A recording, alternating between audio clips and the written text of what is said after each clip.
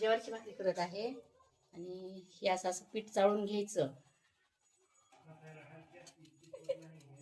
पचायला हलकी असते, जड नसते आणि ज्यांना पित्त आहे त्यांच्यासाठी तर एकदम नंबर एकच भाकरी ज्वारीची.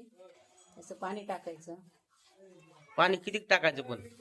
नाही ते पाणी असं अंदाजे घ्यायचं ना. अंदाजेच घ्यायचं, पण पातळ किती करायचा, उंडा किती घट्ट नाही, लय करायचा? पातळ नाही करायचं आणि लय घट पण नाही करायचा. म्हणजे मिडियमच ठेवायचा. आणि मळून किती घ्यायचा तो?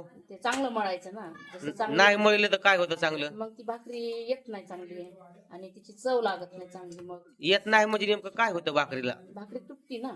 हा, म्हणजे ती उलती म्हणायचं भाकर. हा, भाकरी जेवढी आपण जास्त मळून घेतो तेवढी ती तेवढी चांगली आहे ना. हा उलत नाही म्हणत ती. उलट नाही ती. आणि थापायला पण सोपी जात असं. थापायला सोपी आणि मग काय ती चांगली येते ना. बरं, खायला बरं. पण चव लागते ना त्याची. बर बर बर बर. ज्वारीची भाकरी नंबर 1 असते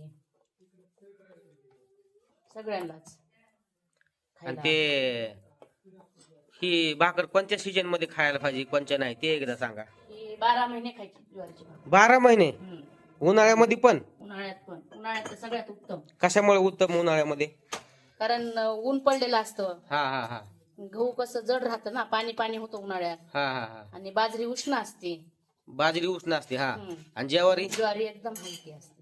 हलकी असती, हम्म. त्याच्यामुळे खायची त्याच्यामुळे खायची. का ज्वारी मध्ये उष्णता नसती म्हणून नाही खायची? नाही, काहीच नाही त्याच्यात, काहीच नसतं. उष्णताच नसते ज्वारी मध्ये. नसते नसते.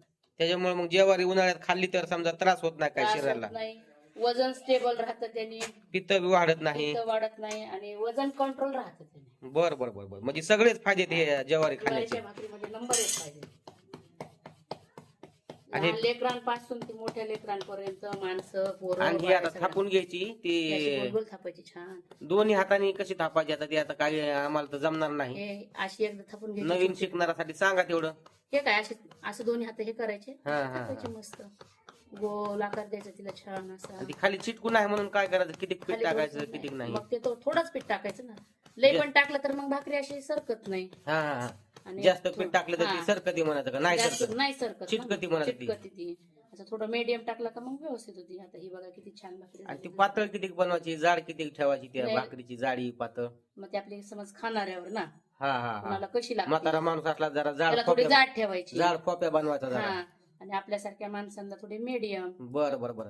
पण आता ही भाकर फुगणार का? नंबर 1च. कारण ही भाकर फुगली तर बरं आहे ना. तर या बघा जाड भाकर असली नाही फुगली नाही नाही तर ते कुत्र्याला बी जुलाब लागते नाही, ना. अशी नाही, भाकर तसं होऊ होत नाही नाही. फक्त. आता ते भाजण्यावर डिपेंड आहे ना. पण बरं बरं. आता आपण बघू तुमच्या त्या हातची भाकरी आता बाजायला आमच्या दुसऱ्या ताई आहेत. कारागिरी बघू आपण आता आपली. त्या आमच्या ताई आता भाकरी भाजणार आहेत ना. बर बर बर बर. तर ते त्यांच्याकडे आहे ना भाकरी भाजायचं काम.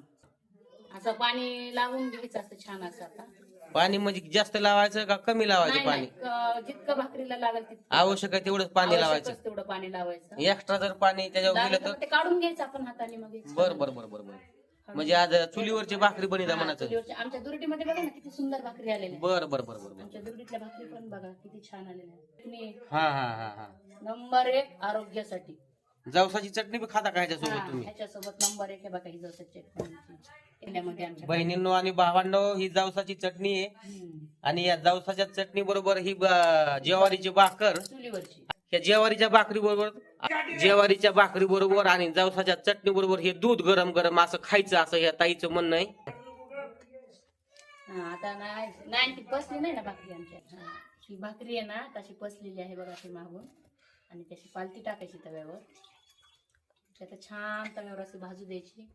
आणि ती फुगली का? आता जर तुम्ही ही भाकर फुगली हा. तरच तुमची कारागिरी म्हणायचं. नाही नाही, आणि नाही 100% फुगली फुगणार. भाकर. नाही, 100% फुगणार आमची भाकरी. बघूया आपण आता या व्हिडिओ मध्ये आणि काय आज नाही होत. ना स्वयंपाक करत, बरेच दिवस झाले स्वयंपाक. बघू आपण छानपैकी. भाकर मात्र पांढरी शुभ्र दिसती.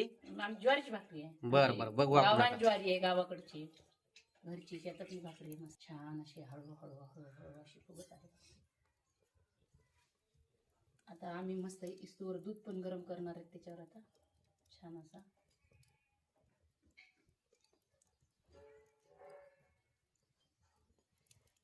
तुला येते का? ढेकळं येते? बघा कशी फुगली ती. छान फुगली. आता मस्त भाकरी आमच्याकडे छान फुगलेली आहे. आता समोरून पण अशी मस्त कडक होणार आहे ती भाकरी. एकदा पलटी करत आहे ती भाकरी. मस्त फुगलेली आहे ज्वारीची. अगदी तंदूर रोटी सारखी भाकरी मित्रांनो, पांढरी शुभ्र दिसत आहे आणि फुगलेली आहे. मस्त अशी भाकरी या ताईने बनवलेली आहे. त्याच्यासोबत दूध आहे, ताई आमचं दूध ठेवा तिथे. जवसाची चटणी आहे. दूध ठेवा आमचं तिथे.